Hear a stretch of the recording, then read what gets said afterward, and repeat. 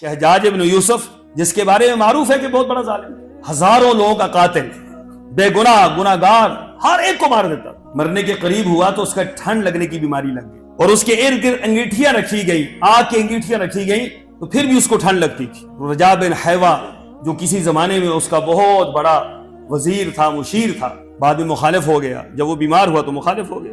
لوگ طاقتور کے ساتھ چلتے ہیں نا، طاقتور کے ساتھ ہوتے ہیں، اور جب بندہ طاقت سے کمزور ہوتا ہے پھر کیا ہوتا ہے؟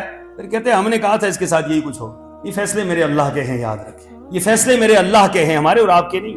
اور رجاء بن حیوہ نے کہا کہ تو وہ انسان ہے کہ جو اتنا بڑا ظالم ہے تو تجھے اللہ تعالیٰ نہیں بخشے گا۔ جب یہ بات کہی نا تو حجاج بن یوسف کی آنکھیں کھل گئی، تو اس نے اپنی داڑھی پکڑ لی، داڑھی پکڑ کے داڑھی کو کھینچا اور کھینچ کر اپنے آپ سے مخاطب ہو کے یہ الفاظ کہے کہ ساری دنیا کہتی ہے کہ اللہ تو حجاج کو معاف نہیں کرے گا، لیکن میرے رب مجھے یقین ہے کہ تو حجاج کو معاف کر۔ جب یہ بات کی تو ساتھ ہی رونے لگے۔ کبھی زندگی میں کسی نے حجاج کو روتے ہوئے نہیں دیکھا، اس کی آنکھوں سے آنسو نکلا، یہ کبھی کسی نے نہیں دیکھا تھا۔ حجاج کی لڑی بن گئی، ہچکیاں مار مار کے رونے لگا، اور اسی حالت میں وہ فوت ہو گیا۔ جب فوت ہوا تو سفیان ثوری رحمہ اللہ تعالیٰ کو پتا چلا، بہت بڑے محدث گزرے، انہوں نے کیا کہا؟